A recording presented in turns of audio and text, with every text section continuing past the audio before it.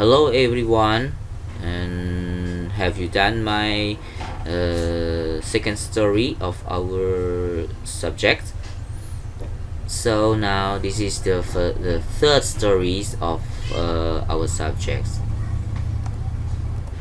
This third story is The Drover's Wife, was written by Henry Lawson. This story I divided into three parts. This is the first part. Now let's read together. The Drover's Wife, Henry Lawson, Part 1. The two-room house is built of round timber slabs and stringy bark, and floor with split slabs. A big back kitchen standing at one end is larger than the house itself, veranda included. Bush all round, bush with no horizon, for the country is flat. No ranges in the distance. The bush consists of stunted, rotten native apple trees. No undergrowth. Nothing to relieve the eyes save the darker green and a few she-oaks, which are sighting above the narrow, almost waterless creek, 19 miles to the nearest sign of civilization, a shanty on the main road. The drover, an ex-quarter, is away with sheep. His wife and children are left here alone. Four red, dry-up-looking children are playing about the house. Suddenly, one of them yells, "Snake! Mother, here's a snake!" The gaunt, sun-brown woman dashes from the kitchen, snatches her baby from the ground, holds it on the left hip, and reaches for a stick. "Where is it?" "Here." "Here, gone in the woods heap," yells the eldest boy, a sharp-faced urchin of 11. "Stop there, mother, I'll have him." "Stand back, I'll have the beggar." "Tommy, come here, or you'll be bite." "Come here at once, when I tell you, you little wretch." A younger comes reluctantly, carrying a stick bigger than himself. Then he yells triumphantly, "There is gold under the house," and darts away with club uplifted. At the same time, the big-backed yellow-eyed dog of old breeds, who has shown the wildest interest in the proceedings, breaks his chains and rushes after that snake. He is a moment late, however, and his nose reaches the crack in the slabs just as the end of its tail disappears. Almost at the same moment, the boy's club comes down and skins the foreset nose. Alligators take small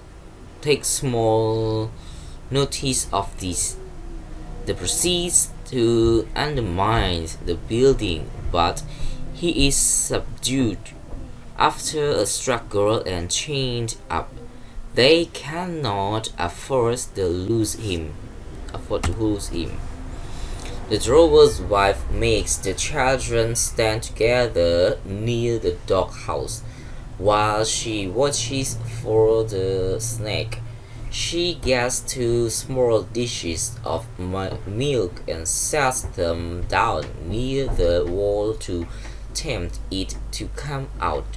But an hour goes by and it does not show itself. It is near sunset and a thunderstorm is coming. The children must be brought inside. She will not take them into the house, for she knows the snake is there and may at any moment come up through a crack in the rough slab floor.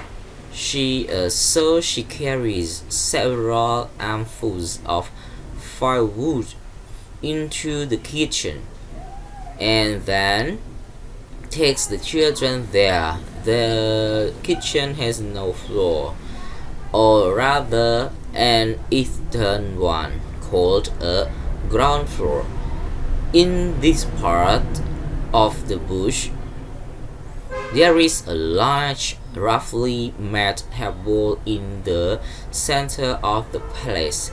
She brings the children in and makes them get on this table.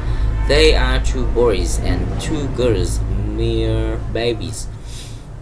She gives some supper and then, before it gets dark, she goes into house and snatches up some pillows and bedclothes, expecting to see or lay a hand on the snake any minute. She makes a bed on the kitchen table for the children and sits down beside it to watch all night. She has an eye on the corner and a green snap-playing club laid in readiness on the dresser by her side. Also her sewing basket and a copy of the young lady's journal. She has brought the dog to the room. Tommy turns in under protest, but says he'll lie awake all night and smash that blinded snake. His mother asked him how many times she has told not to swear. He has his club with him under the bedclothes and Jackie protests. "Mommy, Tommy's skinning me alive with his club. Make him take it out." "Tommy, shut up, Joe little. Do you want to be bit by the snake?" Jackie shuts up. If you bite," says Tommy. After a pause, "you'll swell up and smell and turn red and green and blue all over till you burst. Won't he, mother?" "Now then, don't frighten the children. Go to sleep," she says. The two younger children go to sleep, and now and then Jackie complains of being squeezed. More room is made for him. Reluctantly, Tommy says, "Mother, listen to them. Little possum. I'd like to screw their blanky necks." And Jackie protests drowsily, "But they don't hurt hers." The little blanks. "Mother, Yes, I told you I'd teach Jackie to swear, but the remark makes her smile. Jackie goes to sleep. Presently, Tommy asks, Mother, do you think they ever extricate the kangaroo? Lord, how am I to know? Child, go to sleep. Will you make me if the snake comes out? Yes, go to sleep. Near midnight, the children are all asleep and she sits there still, chewing and ready by turns.